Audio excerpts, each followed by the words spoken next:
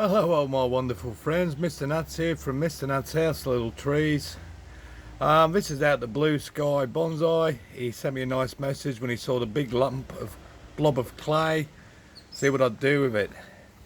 Now I hope you all appreciate, I'm new to pottery, and this is the second day on him. I put the feed on, you can see he's not level.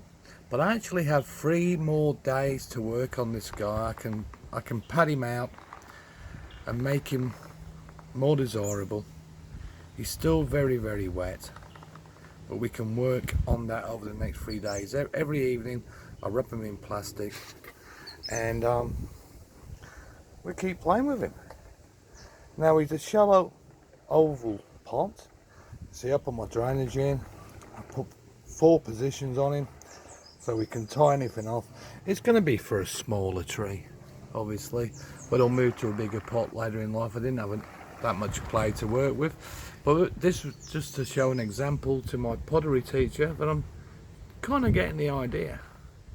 Now this, as I said yesterday when I looked at the clay, it's real groggy. It's full of sand and grit, and it's really hard to work with. I think she's given me this clay purposely to see what I can kind of do with it.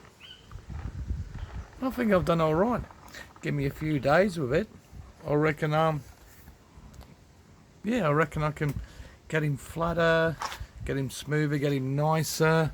And then basically, if you know anything about the building industry, when you're working on concrete, you use your steel to bring up and make it nice and flat and beautiful. And you can see if I just work the spoon as you would a steel on concrete, I'm starting to get rid of that grog and I'm starting to get a real nice smooth finish. So over the next 2 to 3 days, when I finish work, I'll come home and have a cold beer, because I like having one of them. I can work in them a little bit longer. Now apparently what he's going to do now is he must sit on a timber. So I've got an old chopping board. I'll move them tools away and he can sit on there tonight, be wrapped in plastic. Again, I've got my 3 wise cats. I don't think they're that wise. I think they're a bit silly, and I can never remember which order you put them in. Is it speak now, see now, hear now, or is it hear now, see now, speak all?